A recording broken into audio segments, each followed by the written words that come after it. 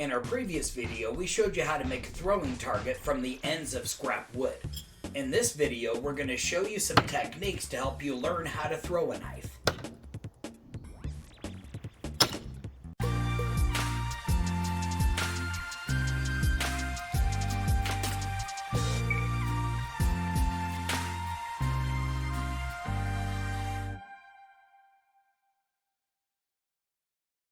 The first thing to discuss is the type of knife that we'll be throwing. Knives that are made for throwing are designed to be evenly balanced. You'll notice that the handle of the knife has the same thickness as the blade of the knife. Most throwing knives are also designed with venting or holes in the handle to create drag at the back, allowing the blade to travel faster than the handle. Most throwing knives are also designed where the point is even sharper than the edge. In the case of these knives, you'll notice a false back edge, giving an even sharper tip.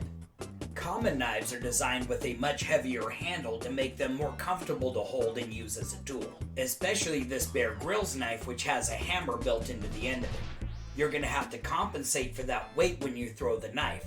In the beginning, you might want to start with professional throwing knives and then work your way up to these. By gaining experience throwing different types of knives, you'll eventually be able to throw anything, like screwdrivers, butter knives, or garden shears.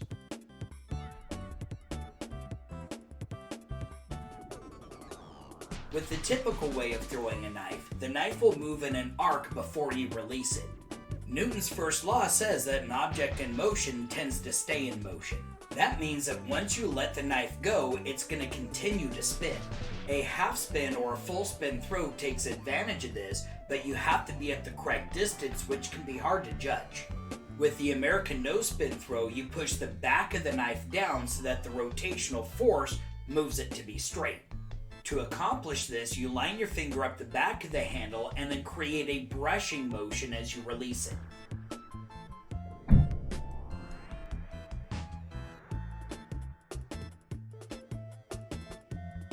When removing the knife, push it towards its edge first, then back towards the spine to lever it out. Never push sideways. When picking up the knife, make sure to grab it from the handle, not the blade.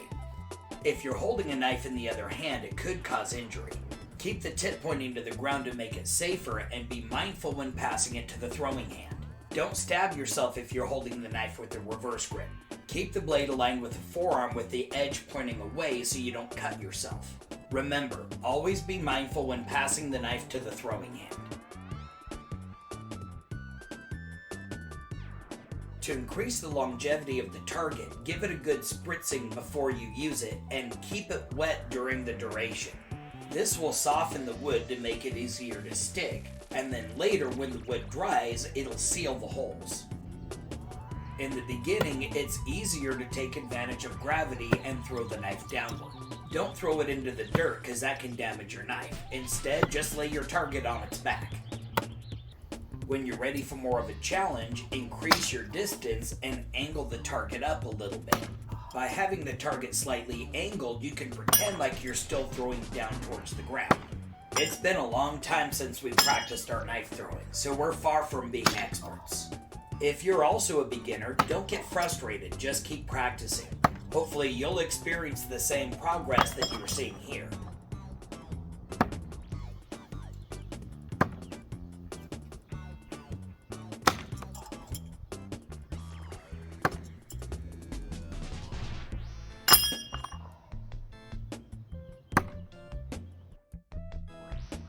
It's all fun and games till someone loses an eye. Never throw a knife to your partner or at any living creature. Never hand the knife to your partner point first. Hand it to them handle first with the edge pointing away from your hand.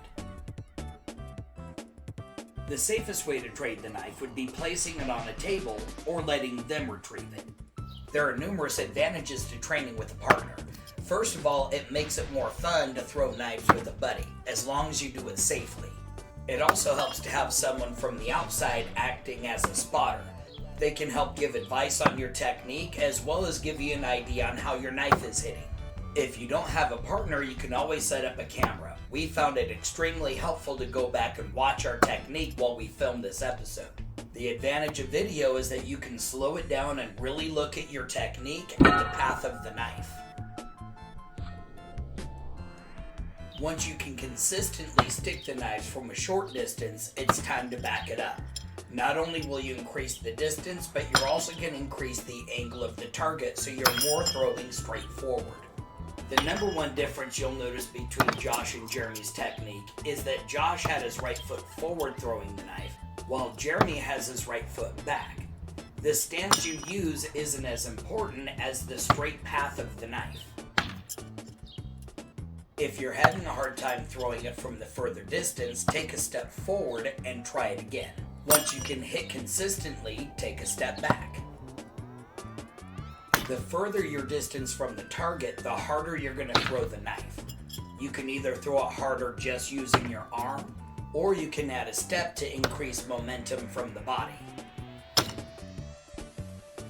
As you move out to further distances, you're going to need to lift the target up off the ground. Our next video is going to cover modifications you can make to the target and even to the knives. Here's a few things we learned from our experience in making this video that can help you too. Knives with a heavier handle will tend to over-rotate. It will just take practice to gain the sensitivity on how much you need to compensate. When going from a heavy-handled knife to a lighter knife, the tendency can be to overcompensate, and that will make the knife under-rotate. In the beginning, it can help to train with knives that have a consistent weight. However, you should make it a point to train with a variety of knives so you can learn to have the sensitivity to compensate for any weapon. What problems are you running into with your knife throwing training? Leave a comment below and that might be the subject of our next video. As with any skill, it takes practice and proper training to get good at it. So make sure you look for a good school in your area. If you're in Southern Oregon, contact us for our locations and times. Thanks for watching our video. If you enjoyed it, like it and make sure to share that with a friend. Click the subscribe button and then hit that notification bell so you can catch our next exciting video.